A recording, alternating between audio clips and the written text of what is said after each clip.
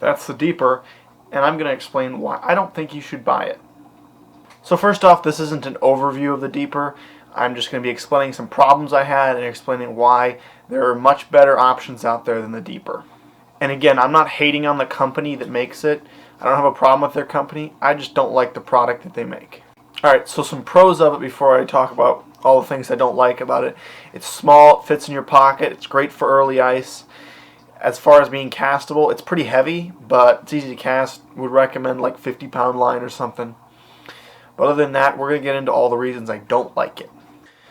So for ice fishing, a lot of the reasons I don't like it is it really has a short battery life. It only lasts for like 4 hours, which is a huge problem if you're going to be fishing for a few hours.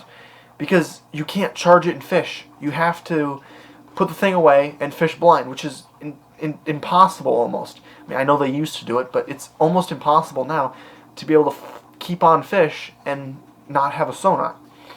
Another problem, you have to use your phone.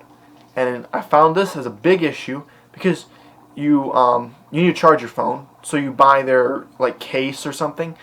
And the problem is your phone is taken up with this sonar unit. You can't, it's all hung up. You can't take pictures, or pictures are more difficult to take because you got to put your phone in a waterproof bag or something.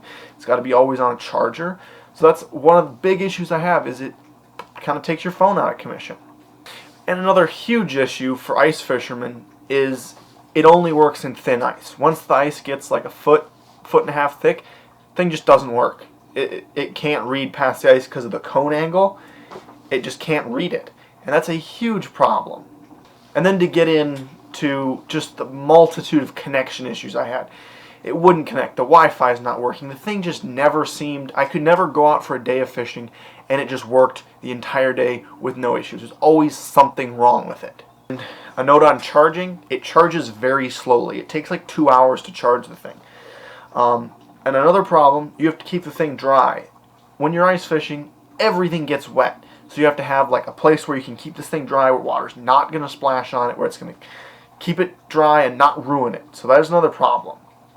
One of the big issues I have with the deeper for ice fishing is the chart speed's too slow.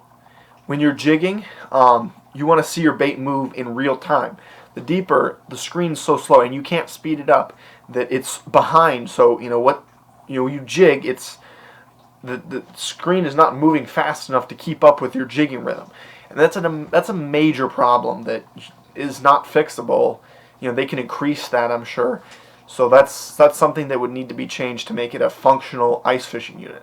Alright, and the main reason I don't think you should buy it is there's a whole lot of better options out there that don't tie up your phone, that don't lose battery like crazy, and that just plain out work better.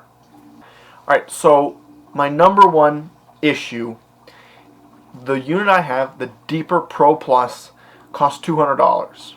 For $180 you can buy a base model Heilx 5. Sure, no ice transducer, but you can rig it up with a piece of PVC that goes down the hole, and it'll work all year. It's a Humminbird. They're great units, so that's even cheaper. You could save $20 and get a better unit. And just to explain how overpriced these deepers are, they just came out with a new unit. It's called the Deeper Chirp. It costs $300. Okay? The Heilx 5 G2 GPS costs on Amazon right now $292. Okay? That's cheaper, and you get so much more with that unit. You get the ability to make detailed maps with AutoChart Live. The Deeper does have a mapping. You can make maps with it, but they're very, very basic. I would not rely on them for anything.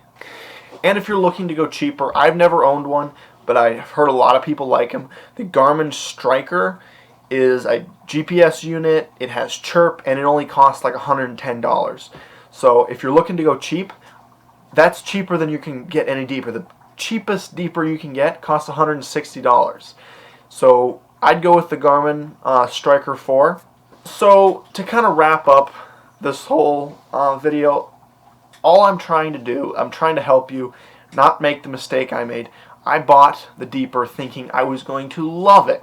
Thought it's gonna be the perfect ice fishing unit. It has all these cool little features, but I mean, I stopped using it within 2 weeks of ice fishing with it. I couldn't stand it. Now I have a Heilx 7, so I'd say don't buy it. If you're trying to go cheap, go with that Garmin that I talked about, or the Heilx 5.